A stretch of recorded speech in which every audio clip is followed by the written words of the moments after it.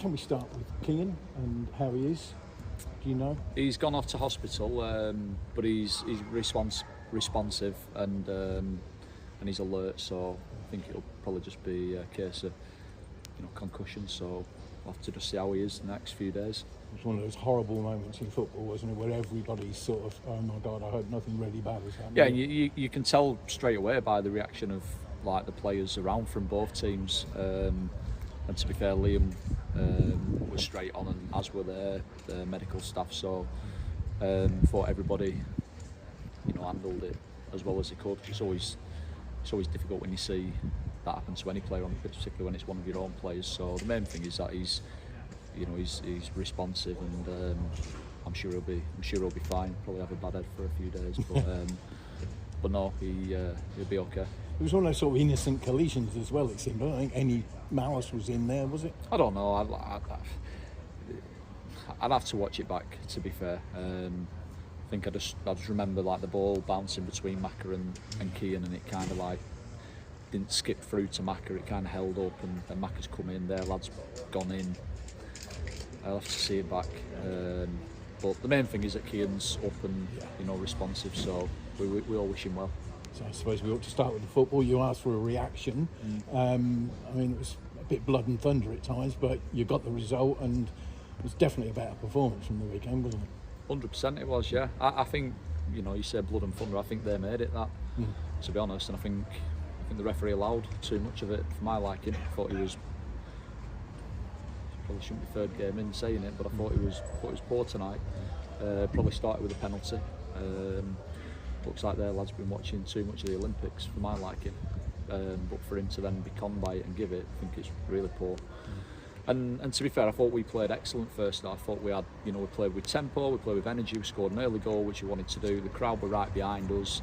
We'd had a couple of other opportunities that we'd come close with. Keeper made a good save off Johnny after Jonah had made a good save off one of their corners. We counter-attacked. Johnny made a good save off Johnny down to his left. Greg, free header off a corner. So I felt we thoroughly deserved to be ahead, and we thoroughly deserved to win the game.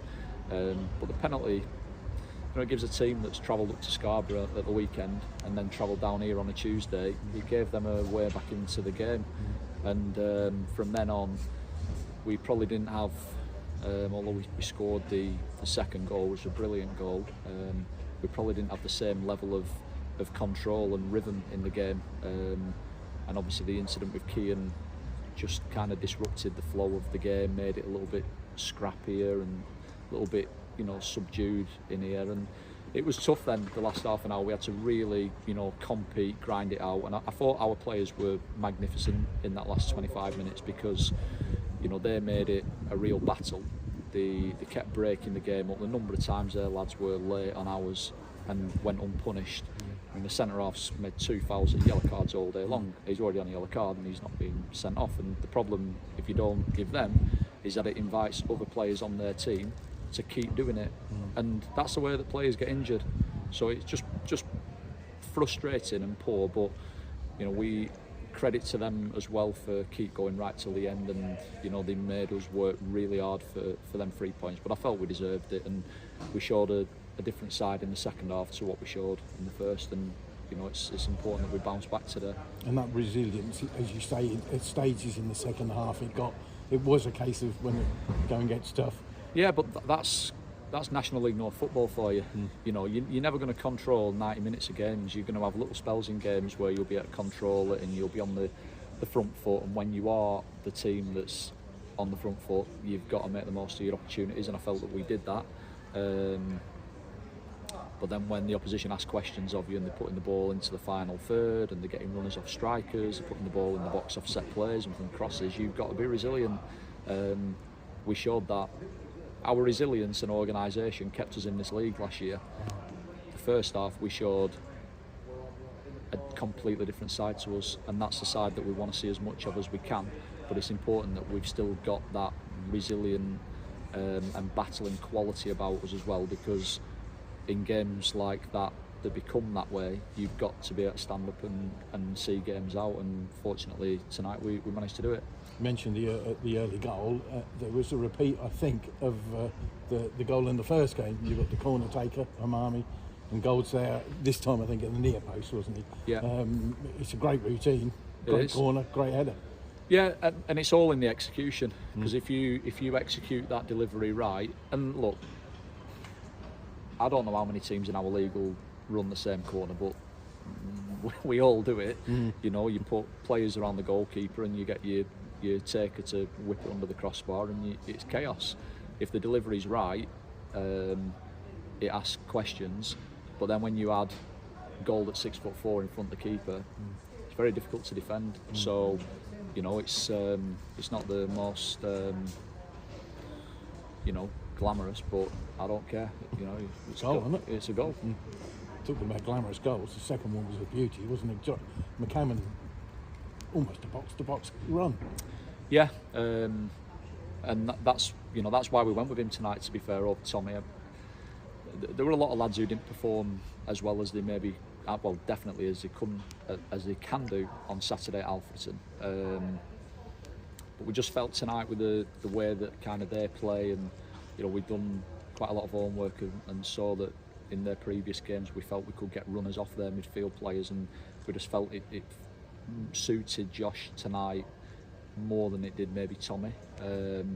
So for him to pick the ball up and just be that aggressive with the ball and drive, and then have the composure at the end to, you know, wait a pass to slip in Mags, who's just always looking to work off shoulders, and great finish for him, and so pleased for him to get off the mark in his first game, because he's been so frustrated watching them first two games, and I'm sure that that's not going to be the first time this season that we're going to see Amateo and Margets on the score sheet.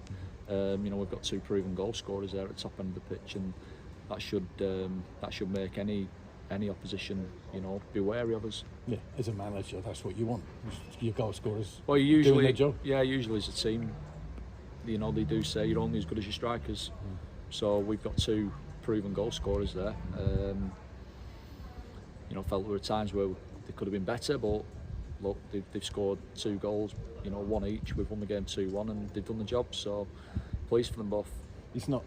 He missed the first two games, I know, Johnny, because of suspension, but not many managers would want him on the bench. You know, he could be the envy of a lot of managers, I would say. Well, he's a goal scorer. He proved that when he came in January. He scored some vital goals for us. But you know, I've said previously, it's not just his goals. You know, he works hard. He's got a bit of Yorkshire grit in him.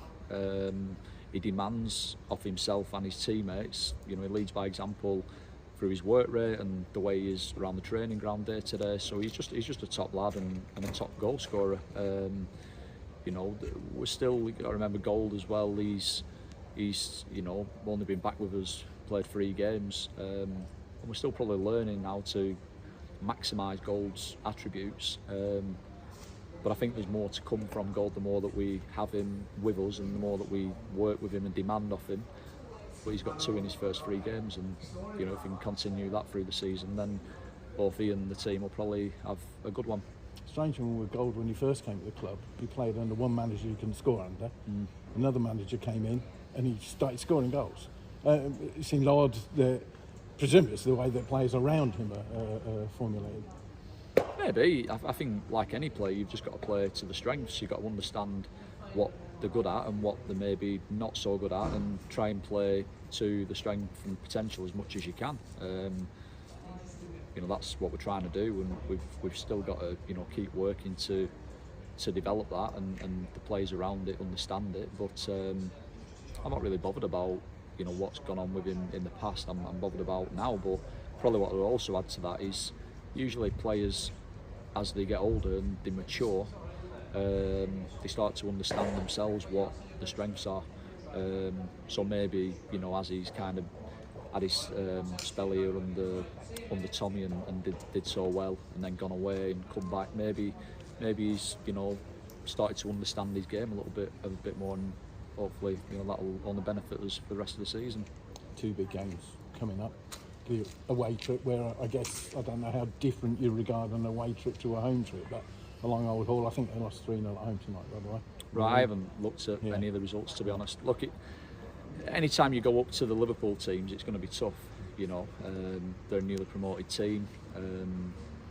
So we expect a tough game. Every game is a big game because you want to win it. So look, we'll show Marine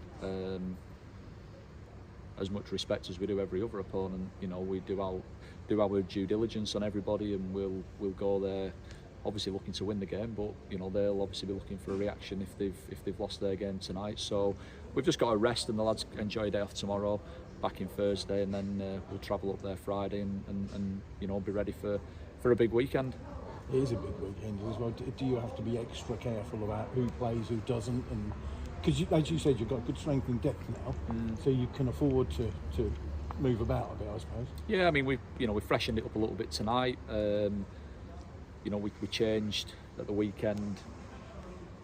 Whether it was the right or the wrong thing to do, you know, Stanley is saying I'm still adamant it was, but we lost, so maybe I wasn't. But you know, we wanted to be a bit more tonight like we were in the Warrington game, and I felt we played incredibly well in the first half. But we made 3 changes to that, bringing Johnny and Josh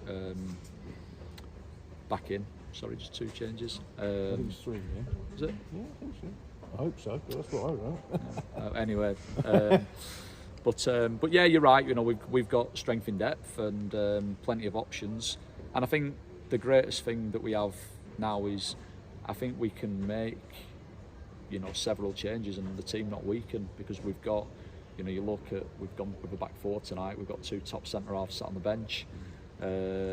Obviously the disappointing injury to Kean, but you've got Dylan Crowe, who's, you know, top fullback. Tommy, who played incredibly well against Warrington, coming in. So we've got strength in depth, and you know, it's important that all the players know that they're all valued here. Whether they're on the bench one game, they might play the next. So everybody will have the part to play, and we'll get ready for the Saturday game. We'll assess how we are after that, and then we'll focus on the Monday one. A couple of players still sidelined, I believe, with Little Knox, Bart, and young Whiteley. Yeah. Finn. Yeah. Just Little Knox, are they? Yeah, Bart's just when he got challenged badly here against Luton, his foot ballooned up and bruising. He had X-ray and that was all clear, and it settled down. Then he trained, and it kind of just started to irritate him a little bit. So I don't think it's anything major, just more discomfort than anything. And then Finn, I think it's just as a result of him coming into full-time football, training every day, still a young boy, still developing, just little niggles, but nothing major. Just he's just not quite right to train and to be involved at the minute. So neither of them for the weekend, likely? I doubt it, yeah. But we'll have to wait and see. Okay. Thank you very much. All right. Yeah.